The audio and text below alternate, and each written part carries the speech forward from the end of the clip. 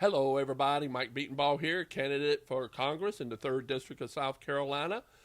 Thinking about what a great Labor Day this is going to be, but I discovered an old interview that I did with Oscar Lovelace last year, and I thought we would revisit a section of that and put that up in preparation for another interview I did with Oscar just a couple days ago, and we will air that. But I hope you take time to listen to this. It's a short segment, only like 8 minutes, but it is very impactful and really shows why I am running for Congress as an independent, because we have to get a grip on the corporatization of our healthcare and how it is bleeding funds out of our local communities' pockets.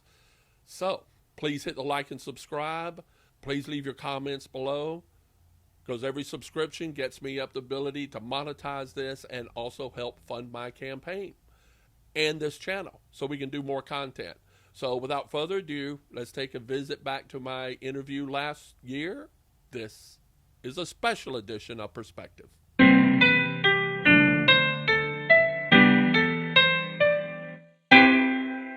So the first thing that happened was it used to be that 2/3 of all babies born in America were delivered by family doctors. And now it's, probably 90% of babies born in America are delivered by OBGYNs and only 10% by family doctors. And it's been because of the specialization, as you know, of medicine, that we have more and more people who are becoming specialized. And what that really means for rural communities is a loss of service, because if you train as a general surgeon and then you go into being a laparoscopic surgeon or a colorectal surgeon, you're not going to set up your colorectal surgery practice in Newberry. So what's driven that? Money, the big economic Insurance? drive. Yeah, money. But I think primarily, you know, we can talk about this for a long time, but I think sadly, while America is the land of opportunity, we have become the land driven by the almighty dollar and, in my opinion, corporatocracy. Yeah. And that's one of the real big things I wanted us to talk about, because this is about really dealing with things, not policymakers or any of that, but dealing with things on the ground, what people like you in the trenches and have seen this trajectory that is literally destroying the type of fabric that communities used to rely on, that's really being destroyed, right?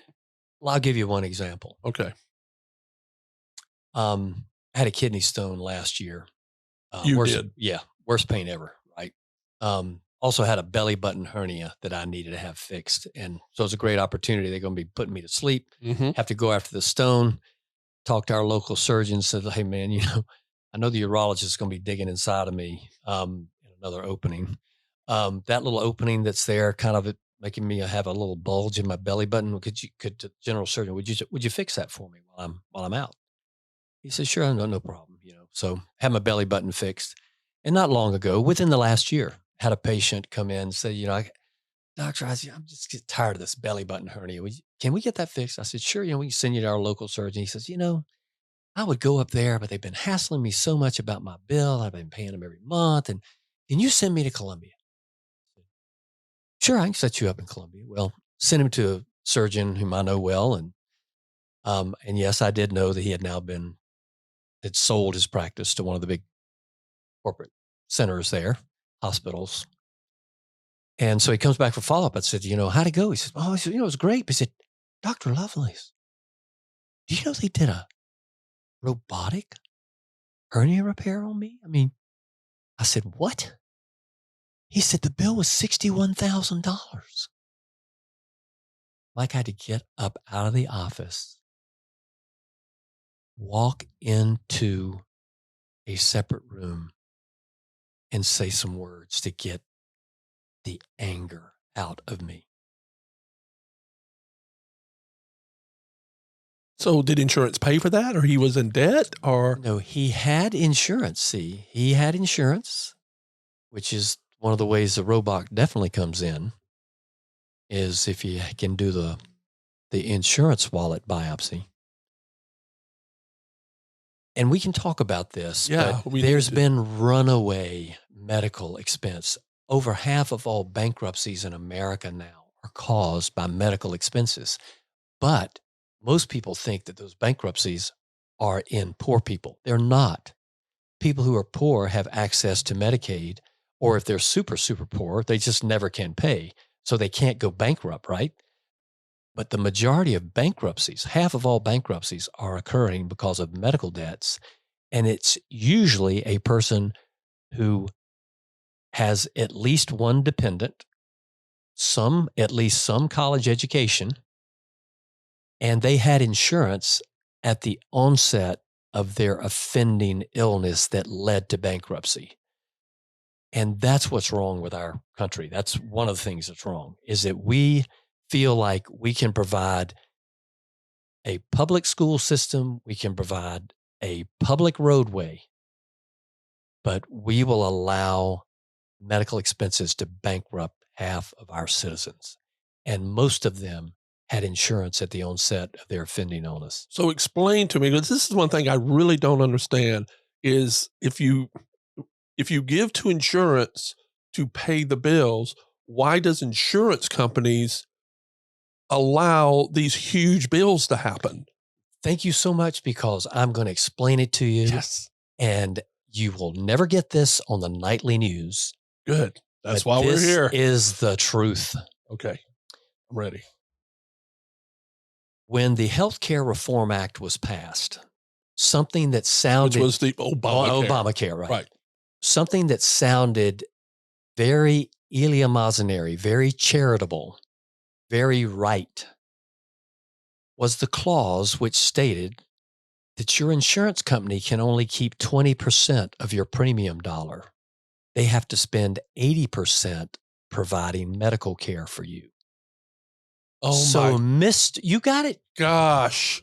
And you're right. That does sound like they have to pay your stuff. But what it means... Let's buy all the doctors. Oh, let's employ the doctors. They used extra money to buy doctors. And they even, Mike, even the latest literature that's come out, and I mean, this is in a financial healthcare.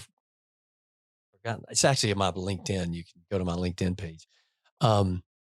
Charitable hospitals in America receive more money from the government for quote unquote providing their charitable care than they actually provide in charitable care. We have gotten so possessed by the money machine of healthcare that we have situations where robots are being taken in to do procedures because it rings the dollar bell and it's not even necessary for the procedure. Well, here's the perfect example for me and I was astonished at the expense it cost to do this. I had gallstones. I didn't know they were. I was on Defusky Island, no medical care, anything there. I had to be picked up by a boat, taken to Hilton Head. And the first thing they did was put me through a CT scan. And it showed nothing. Well, after they did that, and the doctor told me, well, it didn't show anything.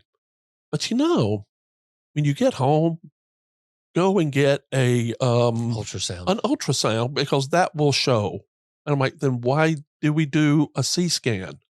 I was paying for that CT scan for 4 years. Right.